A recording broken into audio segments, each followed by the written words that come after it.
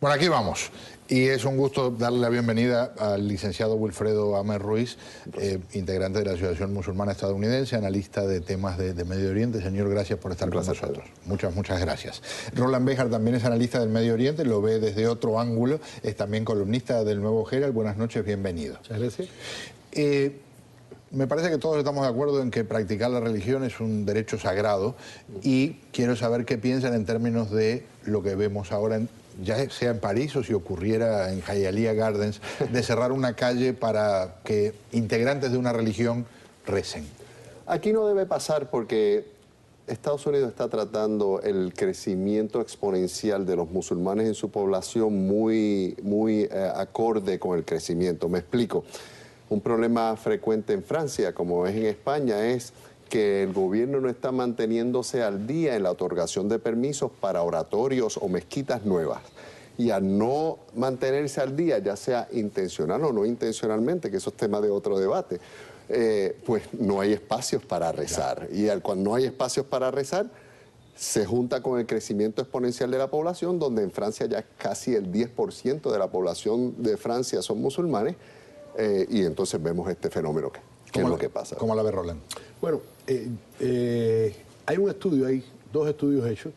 Uno por el Peter Hammonds, que tiene un libro que se llama Terrorismo and Islam, y hay un estudio también de la CIA, de World Factbook, que analiza la cosa de una manera muy matemática y muy fría, como hacen los americanos. Lo que me preocupa es que incluya un libro que habla de terrorismo, porque esto no es el caso. No se puede decirle que el Islam es terrorista. Por supuesto que no. Porque afortunadamente, gracias a Dios, a todos nuestros dioses, o al único, de 1.300 millones de musulmanes que hay en el mundo, es una minoría ínfima la que es terrorista, gracias a Dios. Y yo no tengo ningún problema con el Islam. Y yo, cuando yo escribo, siempre escribo de una manera con ese pensamiento. Pero el estudio indica que en la medida que el porcentaje de la población musulmana en cada país aumentan las situaciones locales. Por ejemplo, en donde se mantiene alrededor del 1%, como en los Estados Unidos, Australia, China, Italia y Noruega, no hay problema. No hay ningún tipo de problema con la población musulmana. Cuando empieza a subir ya al 3%, como en Dinamarca, Alemania, Inglaterra, España y Tailandia, empiezan ya a hacer una cierta labor de proselitismo y empiezan a tratar de aumentar más la población. Cuando llegan al 5% se complica, como por encima del 5% como en Francia, que ya empiezan a tratar de imponer y ejercer influencia, imponer las leyes de Sharia, imponer que hay que respetar imponer el halal en los restaurantes. ¿Qué dice de eso, Wilfredo? Lo que pasa es que, como cualquier otra minoría, en la medida que se integre y que sea esa minoría más presente y se haga más presente en la sociedad, va a buscar participación política, va a buscar participación de que las leyes le influencien para beneficiar a su comunidad. Pasa en la comunidad judía históricamente en Estados Unidos, en la medida que se arraigó más, pues tiene más influencia en distintas esferas del gobierno. Otras minorías religiosas o étnicas también lo han logrado en Estados Unidos. Yo creo que no obedece, como dice, yo no estoy de acuerdo con Béjar, no obedece a que en 5% pasa esto automáticamente. En la medida de que el país recipiente de esa comunidad creciente musulmana no se atempere y pretenda bloquear su crecimiento diciendo, como están haciendo en España, voy a dilatar la otorgación de mezquitas. ¿Qué pasa? Empiezan a surgir oratorios clandestinos, gente orando en las calles. Usted dice que, por ejemplo, vamos a suponer, las imágenes estas son de Francia. Sí. Si en Francia hubiera más espacio para que se pudiera rezar en un templo, en una mezquita, habría menos inconvenientes en términos de que bloqueen una calle. Claro, porque ¿quién prefiere orar y poner la frente en una acera o una brea caliente en vez de una mezquita con aire acondicionado en una alfombra? Todo el mundo preferiría estar en un centro de oración. Eso es precisamente existe por la falta de centros de oración, y no necesariamente obedece que ellos no quieran tener su centro de oración, sino a estos problemas que frecuentemente, especialmente en Europa, tienen con permisología o con que gente empieza a protestar, como ha pasado en algunos sitios, muy pocos, gracias a Dios, en Estados Unidos, que se empiezan a objetar al establecimiento de centros islámicos y cosas así. Yo no coincido. Bueno, ¿por qué no? Bueno, no coincido principalmente porque, por ejemplo, a diferencia de los Estados Unidos, donde todavía están por debajo del 1%, hay una integración total de la población musulmana. No hay problema de ningún tipo con la población musulmana. Viven en todo, están en todos los ámbitos de la sociedad y son gente trabajadora y buena y qué sé. Esto es una estadística, esto es un estudio hecho muy profundamente y no está hablando del futuro. Pero mira, está hablando te voy a del dar un presente. ejemplo. Mira, Pedro, en Detroit, en Michigan, la población musulmana excede mucho más del 1%.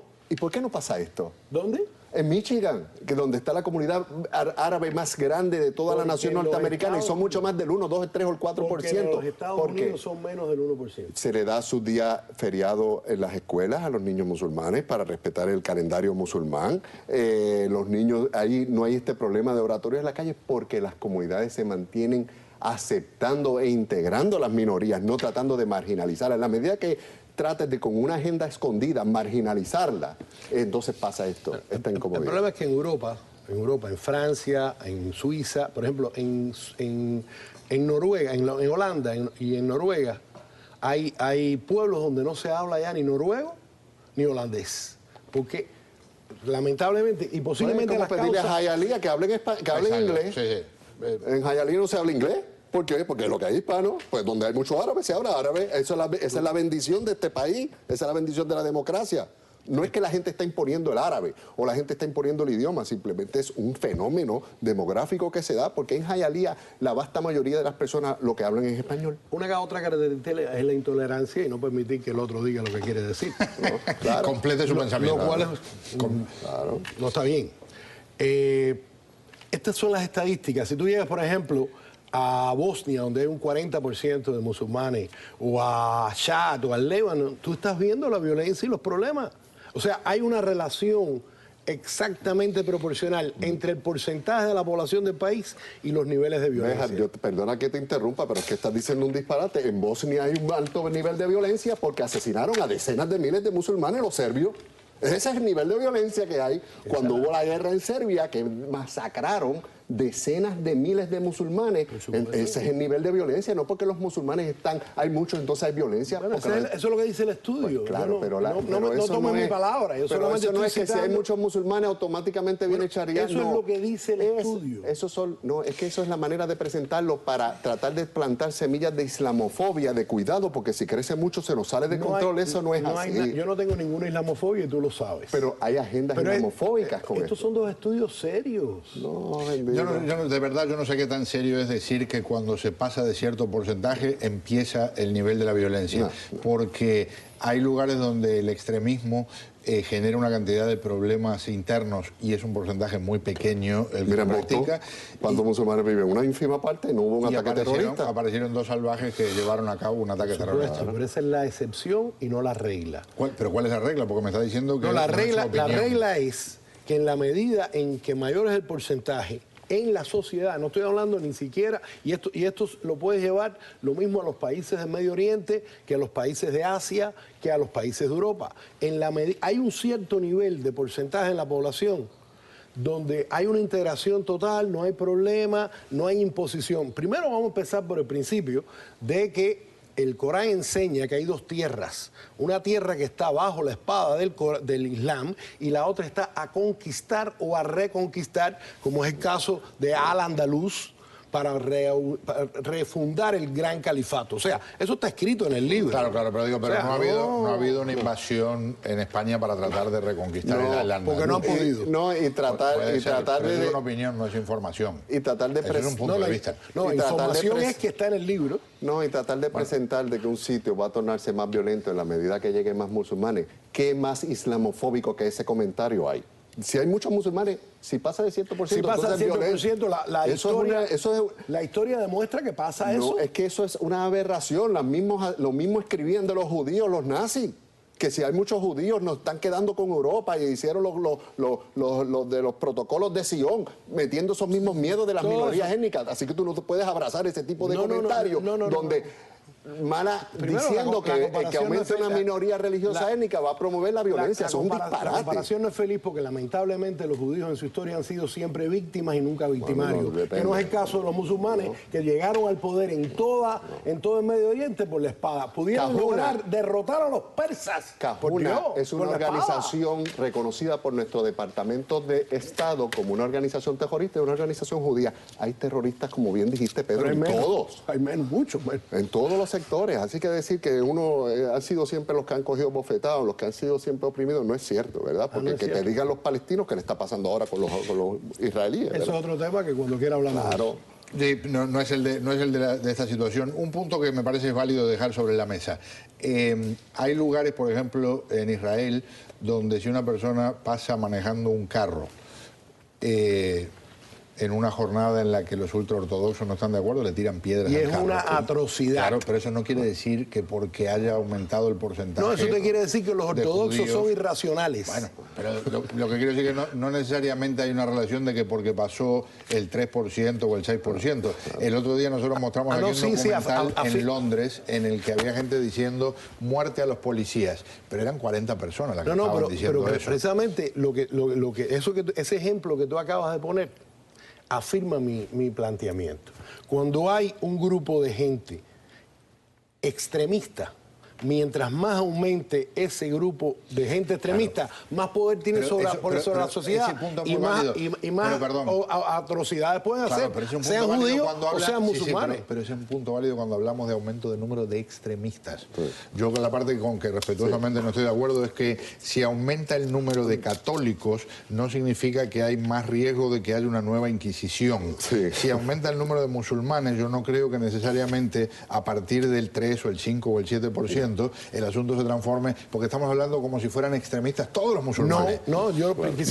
Hay personas, hay musulmanes que son terroristas, pero no representan ni siquiera una minoría válida en términos de cómo se mide. Déjame explicar, permíteme explicar, porque quizás yo no me supe explicar en un momentico. El problema no es el número, sino es el poder que alcanza cualquier grupo, sean judíos, islámico o católico, el poder que logran ejercer sobre la sociedad para imponer su criterio sobre nosotros. A eso es lo que yo me refiero. El problema es, por ejemplo, en Francia, mientras la preocupación sea de que los musulmanes rezan en la calle y no el número de playas nudistas o el número de prostíbulos que hay en las calles de París o el número de puntos de drogas que hay. Eso debe ser la preocupación. Esto tiene detrás de ello una agenda islamofóbica muy clara. El reloj me dice hasta aquí llegamos. Les ofrezco la oportunidad de que más adelante, en otra ocasión, con mucho gusto, cuando quiera. A mí me encanta debatir con él porque es un hombre sabio. Muchas gracias por acompañarme. Vamos a hacer un paréntesis al regreso.